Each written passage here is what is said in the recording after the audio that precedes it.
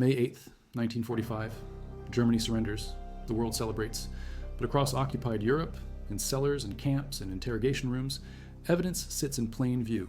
Torture chambers still warm, execution posts still standing, bodies in mass graves, and the men who ran them, who operated them, who perfected them, are scattered across a collapsing Reich. Some flee, some hide.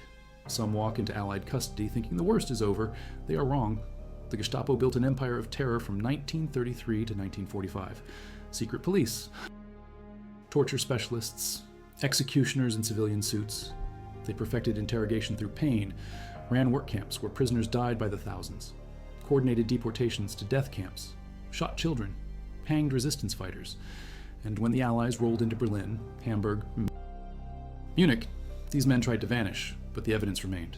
The survivors remained, and Allied investigators, many of them Jews who had fled Germany, came hunting with purpose.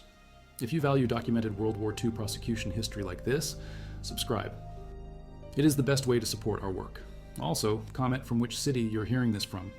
This script is researched and factual, using sources from the British Online Archives collection on Nazi crime investigations from 1944 to 1949, and the complete Currierhaus trial records maintained by the Neuengamme concentration camp memorial in Hamburg. These are not general sources. These are trial transcripts, execution records, witness testimonies documented in real time by military courts. Now back to the information. Ernst Kaltenbrunner stands in the dock at Nuremberg, October 4th, 1903, born in Linz, Austria, 1.91 meters tall. Scars across his face from a duel, head of the Reich Security Main Office after Reinhard Heydrich died in June 1942.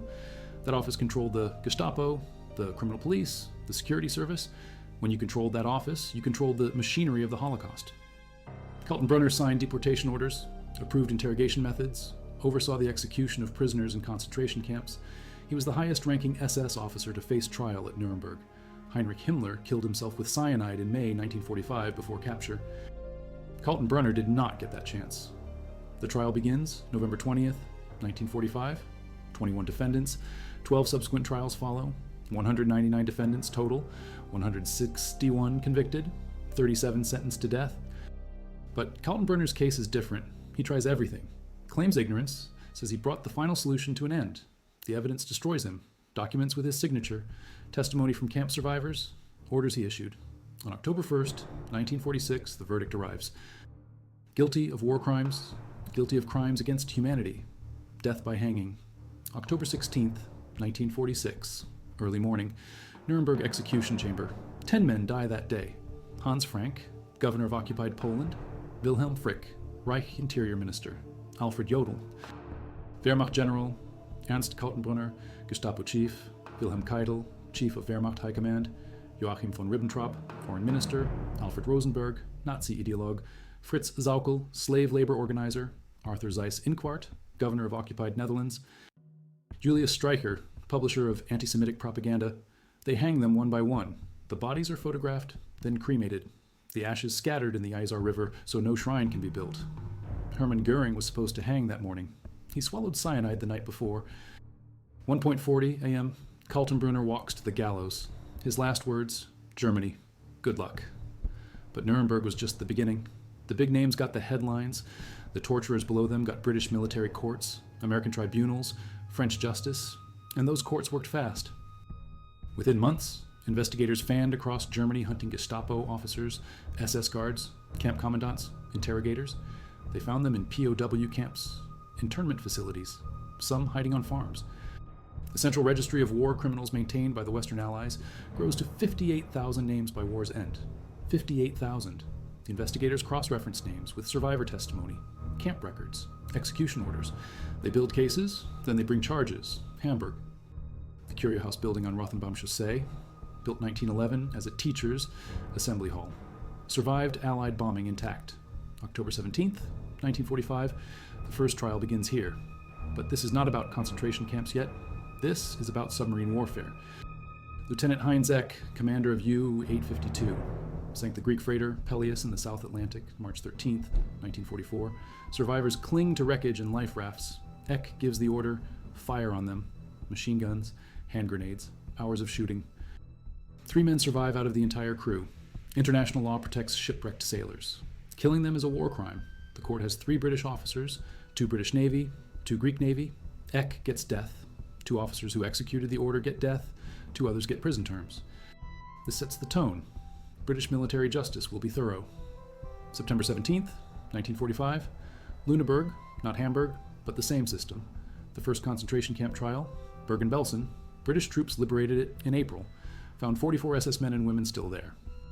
Arrested them on the spot. The trial lasts 2 months. Defendants include guards from Bergen-Belsen and Auschwitz, Josef Kramer, the Beast of Belsen, camp commandant, Irma Grese, 22 years old, known for beatings and shootings. The prosecution proves individual crimes and joint responsibility for the camp's conditions. 11 defendants get death sentences, 19 get prison, 14 acquitted. The 11 condemned hang in December 1945. This is the model. Document the crime. Prove the perpetrator. Execute the sentence. But the Gestapo officers, the torturers in the interrogation rooms, they often operated outside the camps. They worked in city headquarters, in police prisons, in temporary detention centers, and the British found them too. March 18th, 1946, Curio House again. The Neuengamme concentration camp trial begins. 100,000 men and women from across Europe passed through Neuengamme and its 85 satellite camps from 1938 to 1945. More than half died. Slave labor in factories, medical experiments, executions, Soviet prisoners of war gassed with poison. Now 14 defendants sit in the dock. Max Pauli, camp commandant, his adjutant, the camp doctor, the guard commander, lower-ranking SS who personally killed prisoners. Witnesses from 6 countries testify, describe the conditions, the violence, the murders. 39 days of testimony.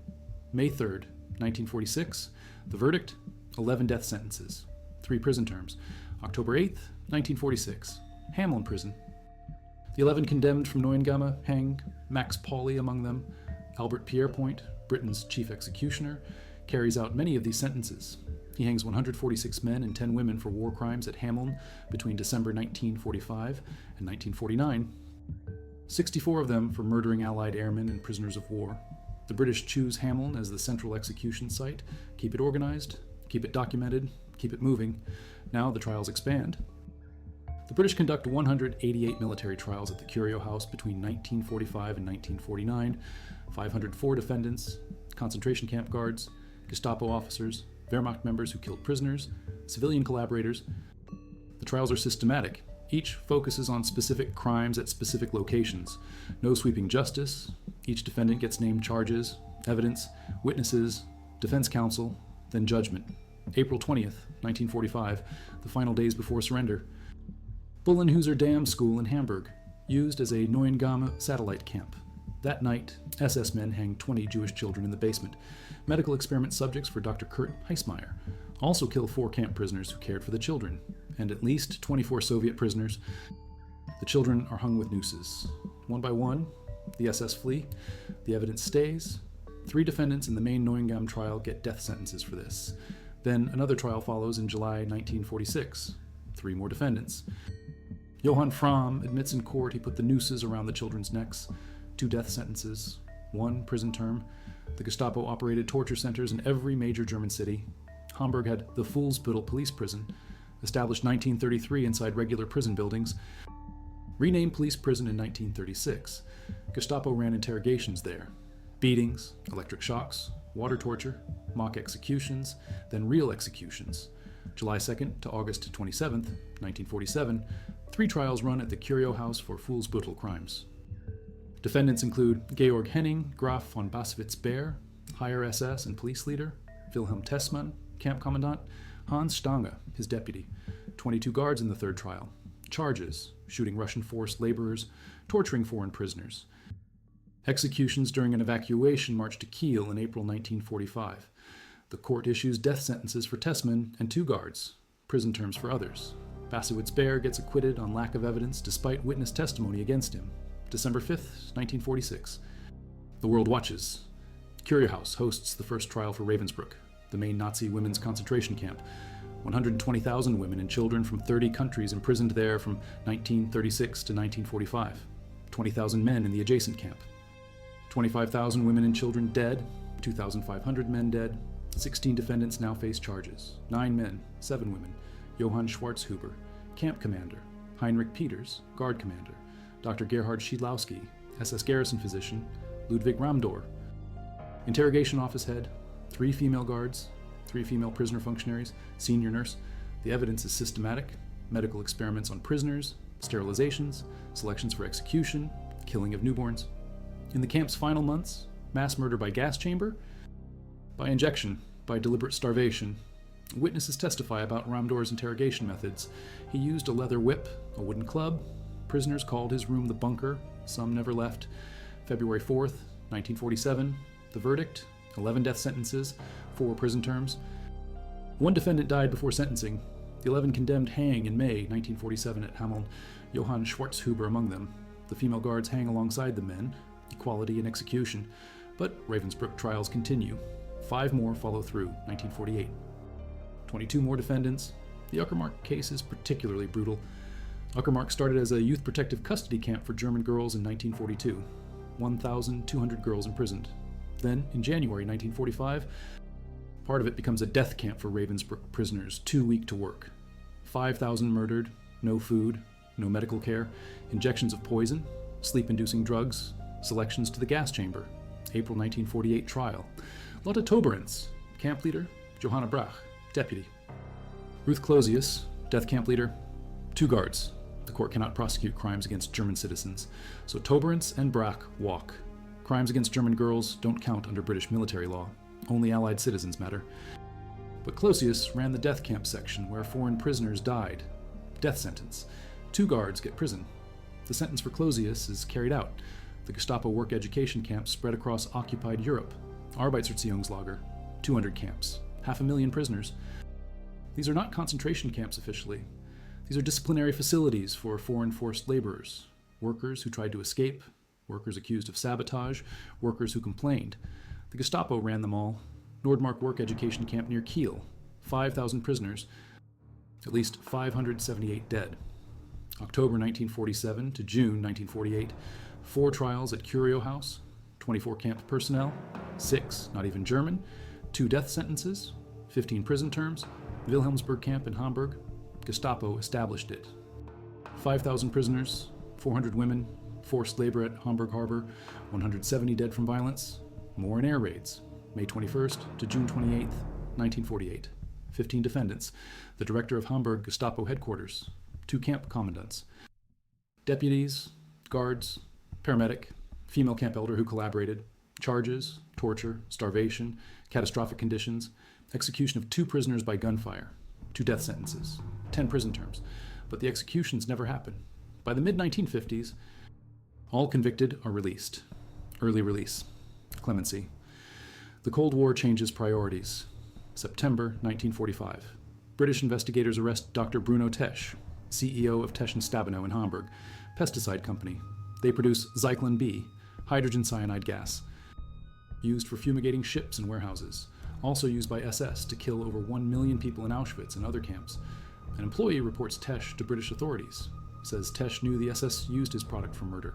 The company had a monopoly on Zyklon B sales in parts of Germany. Wehrmacht bought it, Waffen, SS bought it, Reich Labor Service bought it, initially for delousing, then for killing. March 1946, Tesch on trial at Curio House. Also Karl Weinbacher, his deputy, Joachim Drozin, head engineer. Prosecution says they delivered Zyklon B knowing it killed prisoners. Tesch denies everything, claims he thought it was just for delousing. Employees testify management knew. The court believes the employees, Tesch and Weinbacher sentenced to death. Drozin convinces them he had no influence. Acquitted on May 16th, 1946. Hameln prison. Albert Pierrepoint hangs Bruno Tesch and Karl Weinbacher. The man who supplied the gas dies by rope. Forced laborers become a major prosecution category. 8 million men, women, children taken from occupied territories, forced to work in German farms, factories, arms production. By war's end, half of farm workers are forced laborers, 1/3 of armaments workers. The Gestapo controlled discipline. Workers who resisted faced torture, execution, public hangings to intimidate others. March 1942. Poppenbüttel district of Hamburg. 29-year-old Polish man Andrzej Szablewski accused of relations with a German woman. Heinrich Himmler himself orders execution without trial. They hang him in front of 200 Polish forced laborers, 50 police officers, Gestapo, Nazi party members, public spectacle, public warning. 1945, Soblewski's brother, who worked alongside him as a forced laborer, pushes British authorities to investigate. They do. April 1946, first trial. A state manager and 6 Gestapo and police officers. July 1946, second trial. 2 Nazi functionaries present at the execution. 1 policeman who cordoned the site. 4 death sentences issued.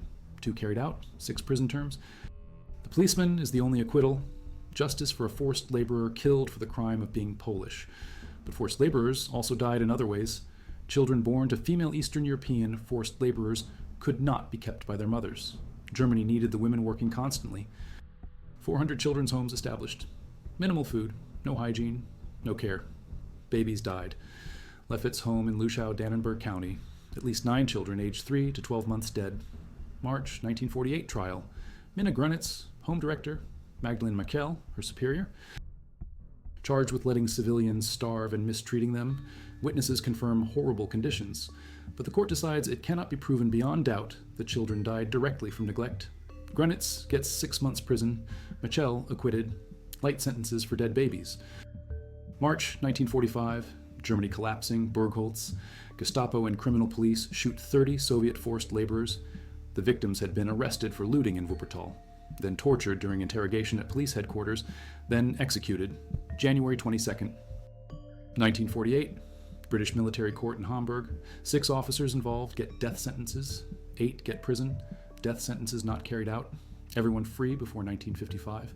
October 1948, second trial. 3 senior Gestapo officers who gave the orders. They ordered not just Burgholz, but another mass execution at Gruga Park in Essen. Prison terms, not death. Command responsibility gets lighter punishment than trigger pullers. Allied airmen shot down over Germany were supposed to be protected as prisoners of war. Geneva Convention. But Nazi leadership encouraged lynching. Local Nazis, Volkssturm units, Hitler Youth took this seriously. March 31st, 1945, Australian bomber shot down over Billstedt, Hamburg. 5 crew members die in crash. 2 survive by parachute. 1 is Kevin George Clark. Arrested in Oststeinbeck, taken to Army Arsenal in Glinde, Colonel Wilhelm Bernicke hands him to Heinrich Specht, local Volkssturm leader. Specht orders Clark shot. They shoot him. June 17th to 29th, 1946, trial. Bernicke, Specht, shooter, Heinrich Siemer. 2 Volkssturm members. Siemer kills himself after trial starts. Specht gets 10 years, others acquitted. 10 years for ordering the murder of a prisoner of war. October 28th, 1944. Canadian pilot George Arnold Costello shot down near Haltern in the Ruhr. 22 years old, survives by parachute, lands in a forest. Nazi functionary Johann Wilhelm Lutfring shoots him dead. May 22nd to June 2nd, 1947, trial in Hamburg. Lutfring claims Costello tried to escape. No eyewitnesses to the killing. But a police officer testifies Lutfring said before and after the crime that captured airmen should be finished off. Court finds him guilty of murder. Death sentence. September 5th, 1947, Hamel. Albert Pierrepoint hangs Johann Wilhelm Lutfring. Justice for a 22-year-old pilot. March 15th, 1945, British bomber hit over Pforzheim. 9 crew bailout, 7 arrested as a group, taken away. During a stopover in Höckenfeld, unarmed mob attacks, Hitler Youth. SA members organized lynching. 5 shot dead, 2 escape. 3 trials follow. Summer 1946, Jugesheim, 22 defendants, 3 death sentences, 14 prison terms. November and December 1947, Curio House, Friedrich Hauser, deputy Nazi party leader in the region, death sentence. SA officer Karl Friedrich Becker gets prison. Hitler Youth member Werner Göring gets prison. Wilhelm Maxeiner, accountant, 3rd trial, acquitted. The mob is prosecuted. The leaders hang. January 1943, Norway under German occupation. Execution squad shoots 6 British prisoners of war in forest near Trandum. 5 had tried to sabotage a power station at Ryukin, where Germans experimented toward a nuclear bomb. 6th tried to sink the warship Tirpitz. All failed. All captured. Hitler's commando order from October 18th, 1942 says Allied commandos doing sabotage are to be slaughtered to the last man. The SS follows orders. August 1946, Hamburg Military Court, 13 former security police from Oslo. 9 get long prison terms. Others acquitted for lack of evidence. 1948, another court. Leader of the execution squad extradited from Norway. Death sentence, not carried out. Command responsibility again escapes the rope. March 24th, 1944. Stalag Luft 3, Sagan, Silesia. Prisoner of war camp for Allied Air Force officers. 76 men break out through a tunnel. Massive escape. 3 make it to freedom. 73 recaptured. Within 3 weeks, Gestapo commandos shoot 50 of the recaptured men. Not returned to camp, not held for trial, just shot. Orders from Hitler himself. Make an example. July 11th to September 3rd, 1947, Hamburg trial. Max Wieland, Breslau criminal police director, 17 Gestapo officers. Wieland planned the executions and covered them up. Life sentence. Those who pulled triggers get death. 16 death sentences between this trial and the next. 13 carried out. The great escape becomes the great execution, becomes the great trial, becomes the great hanging. May 27th, 1940. Battle of France. SS Division Totenkopf suffers heavy casualties. British Royal Norfolk Regiment holds position near Le Paradis village near Dunkirk. Secures British retreat. Finally surrenders after fierce fighting. SS Captain Fritz Knocklein commands a company of 2nd SS Totenkopf Infantry Regiment. Orders execution in revenge. About 100 prisoners of war shot with 2 machine guns at an abandoned farm. 2 men survive, severely wounded. Escape. Captured later by Wehrmacht unit. Receive medical attention. They survive to testify. August 28th to October 25th, 1948. Fritz Knocklein on trial in Hamburg. Death sentence. January 21st, 1949. Hanged 8 years after the crime. The survivors made sure he paid. June 9th, 1944. 3 days after D-Day, Normandy, Canadian soldiers, Harold Angel. Frederick Holness, Ernest Baskerville wounded in combat, seek medical help at German First Aid Station in the Mesnil-Patrie. Captured, given medical treatment. Then SS 2nd Lieutenant Dietrich Schnabel relays execution order. They are shot. October 21st to November 9th. 1948 I Hamburg trial. 4 members of 12th SS Armored Division Hitlerjugend. Court confirms battalion commander Bernhard Siebken and Schnabel responsible. Death sentences. Carried out 1949. The shooters, Heinrich Albers and Fritz Bundschuh, acquitted. Following orders, defense works for triggermen. Command gets the rope. By 1948, the pace changes. The Cold War begins. Germany matters again. West Germany forming. Need them against the Soviets. Prosecution slows. Clemency increases. Death sentences commuted. Prison sentences reduced. August 1949, the last war crimes trial begins just before West Germany's first election. Erich von Manstein, Wehrmacht Field Marshal, brought to trial to prevent extradition to Poland or Soviet Union. British face massive opposition in their own country. Many want to suspend the case. Germany is now an ally against Bolshevism. Prosecution accuses Manstein of war crimes in Poland and Soviet Union. 17 cases. Shootings of prisoners of war, civilian hostages. Mass killings of Jews and Romani. Deportations of civilians as forced laborers. He commanded armies that did these things. Found guilty on 9 charges. 18 years prison. Reduced to 12. Pardoned 1952. Serves 3 years. A field marshal who commanded armies that murdered thousands walks in 1952. The numbers tell the story. British military courts in occupied zone charged 964 people with Nazi war crimes. More than half charged in Hamburg. 445 men. 59 women. Concentration camp crimes are the majority. Crimes against prisoners of war, second. Lynching of Allied airmen, third. Most defendants are SS members or SS civilian employees, Gestapo officers, Wehrmacht members. Death sentences usually for those directly involved in killings. Those who gave orders or profited economically often get prison. Hamburg courts issue 102 death sentences, 267 prison sentences, 118 acquittals, 20 cases with no judgment. Hameln Prison becomes the execution center. 201 people executed there between 1945 and 1949. Most are war criminals. 82 were sentenced at Curio House. Albert Pierrepoint hangs them. Professional, efficient. Bodies first buried on prison grounds. Later moved to Am Vale Cemetery. The cemetery becomes a pilgrimage site for right-wing radicals in the decades after, 1974, when the graves can legally be disturbed. A local initiative supported by the far-right NPD prevents leveling them. Neo-Nazi demonstrations, physical confrontations. 1986, the field of graves finally dissolved, but right-wing radicals still commemorate those executed there. The Gestapo torturers become martyrs to some, 1948. All Nazi war criminals sentenced to prison by British courts transferred to Werl Prison near Dortmund, central prison in British zone, built 1908 as a Prussian facility. Most inmates are not war criminals, but people who violated occupation law. Former forced laborers sentenced for stealing or looting, war criminals housed separately or mixed with others, former Wehrmacht and Waffen. SS generals enjoy special privileges as prisoners. Female prisoners kept in separate building and department. The number of Nazi war criminals imprisoned at Werl drops fast. Pardons. Early releases, 1950, 240 prisoners remain. 1955, only 26. July 1957. The last prisoners released. Allied National Prison in Werl dissolved. Becomes a regular German prison again. The Gestapo torturers who got prison terms serve on average 5 to 8 years. Some serve less. The ones who survived long enough to be imprisoned at Werl mostly walk free by the mid-1950s. Early 1950s, Western Allies, United States, United Kingdom, France, push for West German rearmament, need troops against Soviet threat.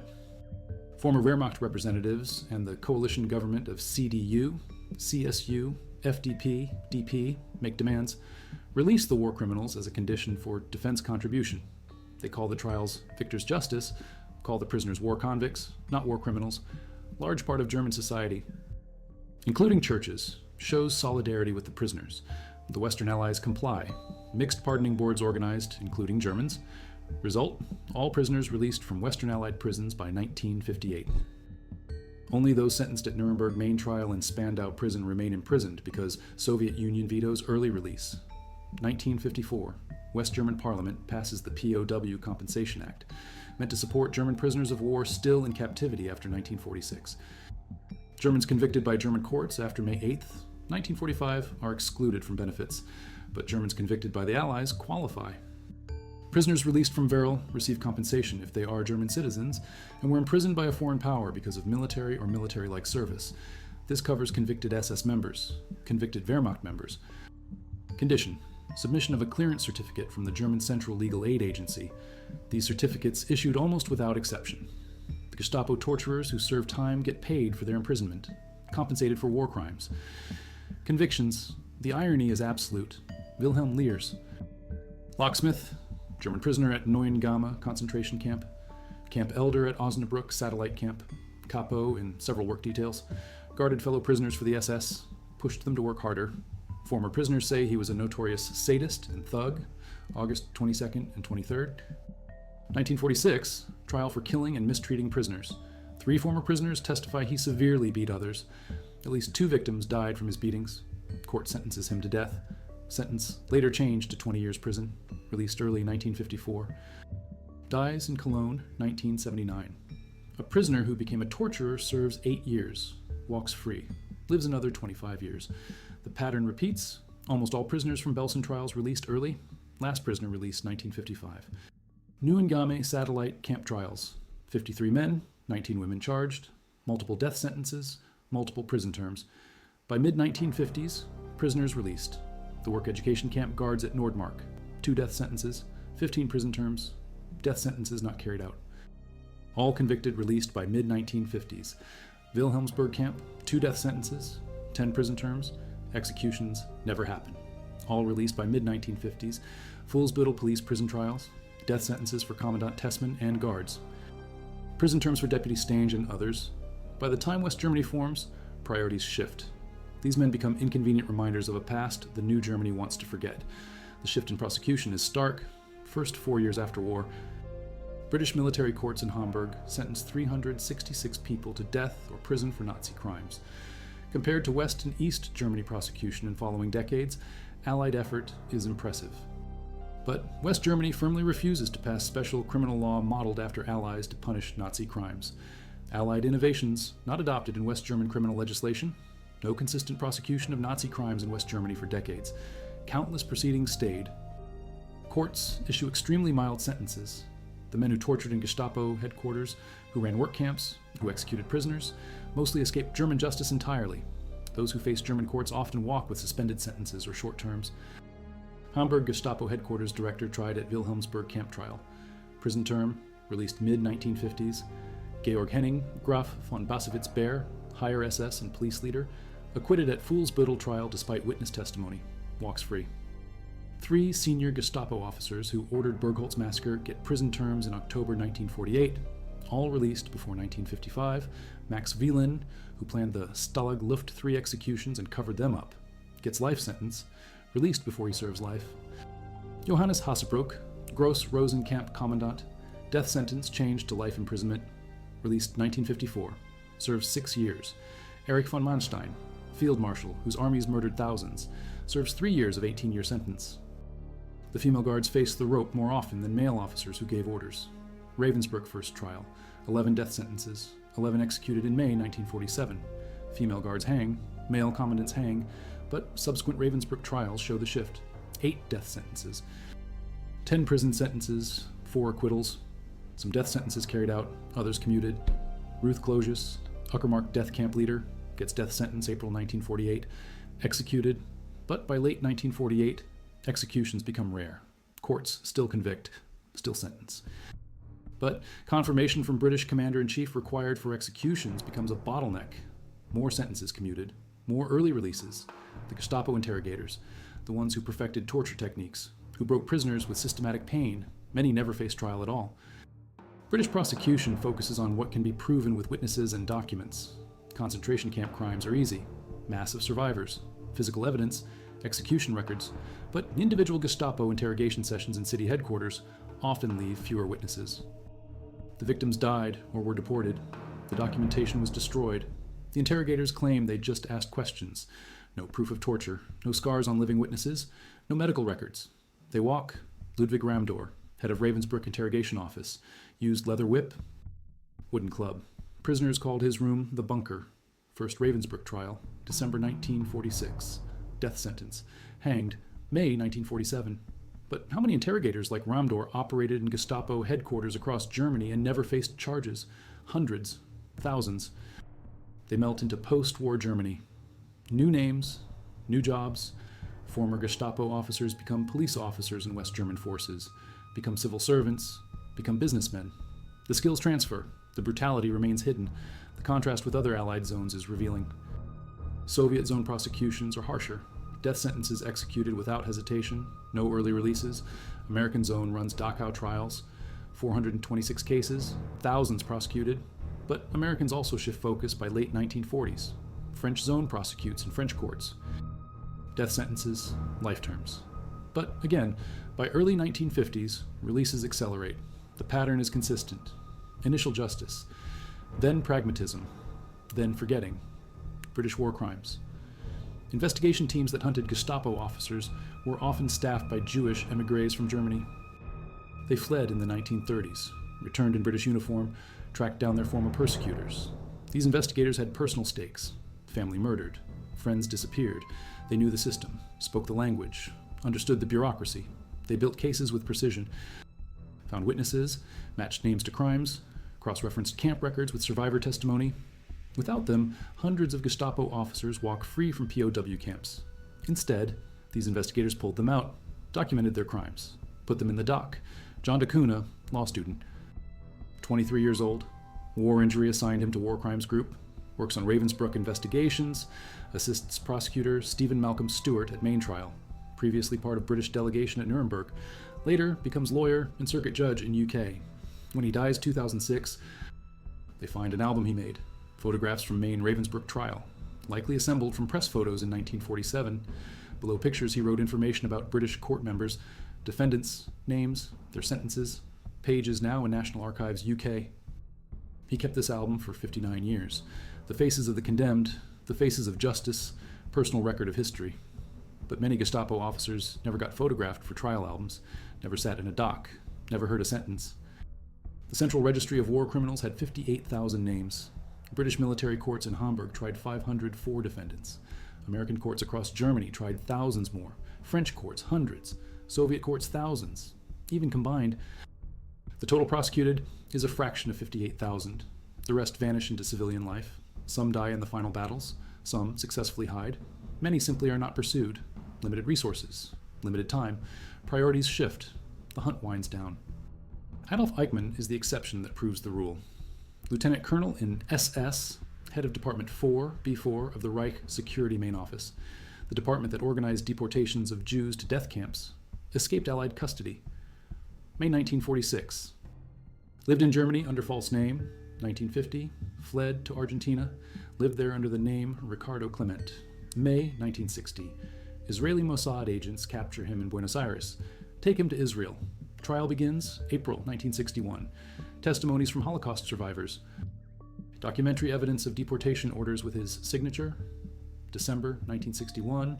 Verdict: guilty of crimes against humanity, war crimes, crimes against the Jewish people. Death sentence. May 31st, 1962. Hanged at Lyon prison. Body cremated. Ashes scattered in Mediterranean Sea outside Israeli waters. 15 years of freedom. Then justice. But Eichmann is exceptional because Israel hunted him. Most Gestapo officers faced no such pursuit. Josef Mengele, SS captain, doctor at Auschwitz, selected prisoners for gas chambers, conducted medical experiments, twins, dwarfs, pregnant women. After war, worked as farmhand in Bavaria under false name. 1949, fled to Argentina, lived in Buenos Aires, suburb. 1959, after Eichmann capture increased attention on Nazi fugitives. Fled to Paraguay, then Brazil. Lived there until February 1979, suffered stroke while swimming, drowned, buried under false name. 1985, forensic examination confirms the grave contains Mengele. DNA testing in 1992 provides final confirmation. Mengele lived free for 34 years after Auschwitz, died of natural causes, never faced trial, never faced sentence, never faced execution. The angel of death died swimming. Klaus Barbie, Gestapo chief in Lyon, France, torturer, murderer of resistance leader Jean Moulin. After war, recruited by American intelligence, used against communist networks. When French demanded extradition, Americans helped him escape. 1951, fled to Bolivia via ratline network, lived there under name Klaus Altmann, worked as businessman, advisor to Bolivian military regime. 1983, finally extradited to France after democracy returns to Bolivia. Trial begins May 1987, convicted of crimes against humanity, life sentence, dies in prison.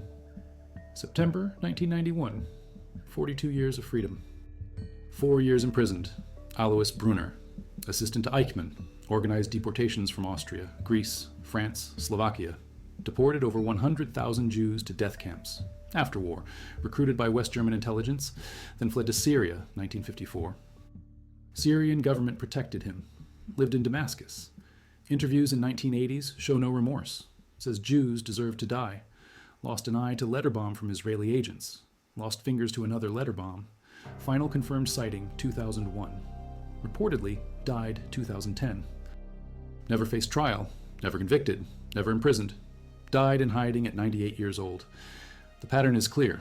High-profile Gestapo chiefs who faced immediate prosecution in 1945 and 1946 often hanged. Kaltenbrunner at Nuremberg, Tesch in Hamburg, Ramdor at Ravensbrück, Schwarzhuber at Ravensbrück. But those who escaped immediate capture and prosecution often lived decades free. The window for justice was narrow, 1945 to 1949. After that, the Cold War, priorities shift, resources redirect. Some Gestapo officers become assets, intelligence value.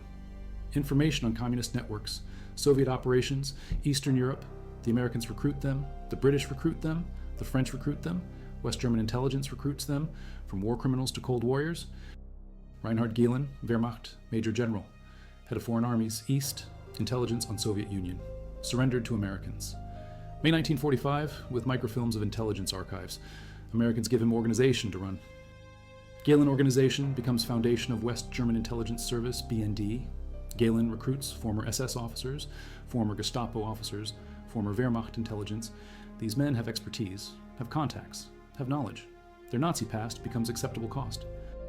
Gehlen runs BND until 1968. Dies 1979. Never prosecuted, never charged. Honored in West Germany. How many former Gestapo officers end up in West German police forces? Unknown exact number. But evidence suggests hundreds. Police need experienced officers. Former Gestapo men have experience. Criminal investigation training, interrogation skills, they get hired. Some hide their past, some do not need to. Their past is known but ignored. Pragmatism over justice, stability over accountability. The new Germany needs functioning institutions. cannot purge everyone, cannot prosecute everyone. So former Gestapo interrogators interrogate criminals in democratic West Germany. The techniques transfer. West German government prosecution of Nazi crimes is minimal until 1950s. When it begins, results are mixed. 1958, Central Office for the Investigation of National Socialist Crimes established in Ludwigsburg coordinates prosecution across German states. From 1958 to 1998, investigates over 7,000 individuals, but convictions are low. Many investigations never reach trial. Many trials end in acquittals, sentences often light, suspended sentences common, early releases standard. German courts require proof of individual guilt for specific acts, command responsibility insufficient. Following orders is defense that often works. Proving murder requires proving intent. Proving intent decades after events is difficult. Witnesses dead, documents destroyed. Defendants claim faulty memory. Example, 1963 to 1965, Frankfurt Auschwitz trials. 22 defendants, former SS guards and officers, 6,000 pages of testimony, 359 witnesses, 22 million words of trial transcript, verdicts, 6 life sentences, 10 prison terms from 3 to 14 years, 3 acquittals. 1 defendant dies during trial. 2 cases separated. Guard Wilhelm Boger, notorious for torture device called Boger Swing, life sentence. But guards who participated in selections for gas chamber get terms ranging from 3 to 10 years. Doctor who participated in selections gets 4 years. Following orders, defense reduces sentences. The mathematics of justice are brutal. British military courts in Hamburg alone issued 102 death sentences. 82 people hanged at Hameln were convicted at Hamburg courts. So 20 death sentences commuted or not carried out. 267 prison sentences issued. Most served less than 10 years. Many released by mid-1950s. Compensation paid to many upon release. Compare this to over 100,000 people imprisoned at Neuengamme alone. More than half dead, 14 defendants convicted at main trial, 11 hanged, 3 imprisoned, then released early. The ratio of perpetrators to accountability is stark. Thousands of SS and Gestapo personnel at Neuengamme over 7 years, 14 face justice, 11 hang, 3 serve limited time, the rest walk, multiply across every camp, every Gestapo headquarters, every work education camp, every execution site, thousands of perpetrators. Hundreds prosecuted, dozens executed. The gap between crime and punishment is massive, not because Allies lack will initially. British conduct 188 trials at Curio House alone. Americans conduct hundreds more at Dachau. French prosecute. Soviets prosecute extensively. But resources are finite. Time is limited. Evidence degrades. Witnesses die or cannot be found. And critically, political priorities shift. By 1949, West Germany is ally, not enemy. Need Germans against Soviets. Need German police forces, German intelligence. German military eventually cannot prosecute thousands and also rebuild institutions. The choice is made. Justice is finite. Reconstruction is priority. The survivors live with this. Former prisoners watch their torturers walk free. Watch them receive compensation. Watch them get jobs. Watch them live normal lives. Former prisoners carry trauma, physical scars, psychological damage, nightmares, survivor guilt. Many cannot work, cannot function fully. They receive some reparations eventually, but the disparity is clear. The men who inflicted the suffering often live better than those who suffered. Justice is incomplete. Accountability is partial. The bitter truth survivors learn is that winning the war does not guarantee justice and peace, but there is a final chapter. 21st century. Almost all perpetrators dead, but in last 20 years, prosecution rises again. New interpretation of German law. Involvement in extermination program is enough for conviction as accessory to murder without proving individual acts. This is exactly the approach Allied courts used in 1945 to 1949. Now, German courts adopt it. 2011, John Demjanjuk convicted as accessory to murder of 28,060 people at Sobibor death camp, guard there in 1943. Sentenced to 5 years, dies before appeal completed. 2015, Oscar Groening, Auschwitz bookkeeper, convicted as accessory to murder of 300,000 people, 4 years prison, dies before serving sentence. 2016, Reinhold Hanning, Auschwitz guard, convicted as accessory to murder of 170,000 people, 5 years prison, dies before serving. 2020, Bruno Day, Stutthof guard, convicted as accessory to murder of 5,232 people, 2 years suspended, sentence. He is 93 at trial. These late prosecutions are symbolic. Men in their 90s convicted decades after crimes. Some die before serving. Some serve partial terms in prison hospitals. But the message is clear. Time does not erase guilt. Age does not grant immunity. October 8th, 1946, Hameln Prison. 11 men from Nuremberg Trial hang. The drop, the rope, the crack. Bodies examined by British military physician. Confirmed dead, removed. Next batch brought in. Efficient, professional, Albert Pierre Point. The executioner keeps detailed notes. Weight of prisoner. Height, drop calculation. Time of death. He hangs 146 men and 10 women for war crimes at Hameln. He later writes in autobiography that he does not believe in capital punishment, finds no satisfaction in executions, sees them as judicial systems' will enacted through him. Retires 1956, dies 1992. The man who hanged the Gestapo torturers opposes hanging. The graves at Hameln tell their own story. Bodies buried on prison grounds first, moved to Am Vale Cemetery. Become pilgrimage site for neo-Nazis. 1974. Graves legally allowed to be disturbed. Local NPD branch prevents leveling. Graves remain. Demonstrations continue. 1980s. Confrontations between neo-Nazis and counter-protesters. Violence. Arrests. 1986. Graves dissolved. Bodies exhumed, cremated, ashes scattered. No memorial, no marker. Attempt to erase the shrine. But neo-Nazi commemorations continue at the site, even without graves. Place becomes symbol. The executed war criminals become martyrs to far-right. Historical justice becomes revisionist propaganda. Truth becomes contested.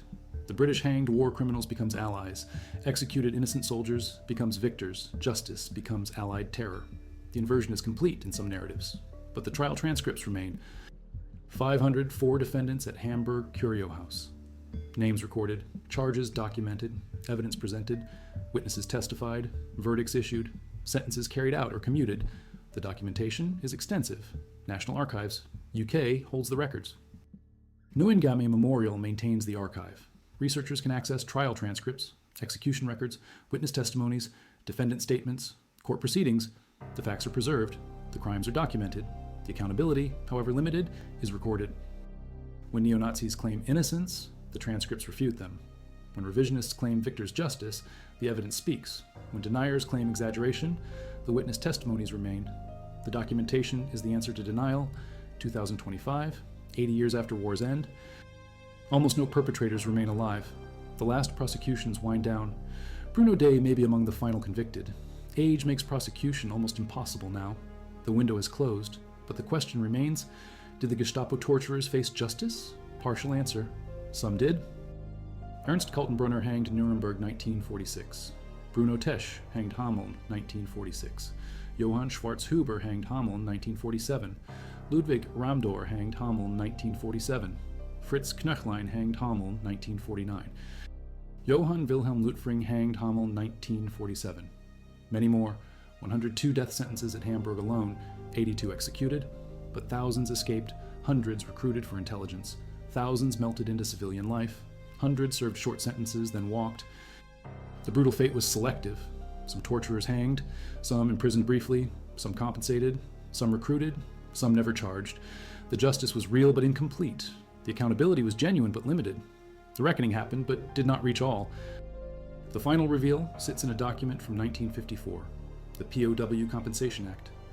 Former Gestapo officers who served prison terms for war crimes convicted by Allied military courts received compensation from West German government if they were German citizens imprisoned by foreign power for military or military-like service. The clearance certificates from Central Legal Aid Agency issued almost without exception. The men who tortured prisoners in Fuhlsbüttel get paid. The guards who murdered children at Bullenhuser Dam, if they survived the rope and served time, get paid.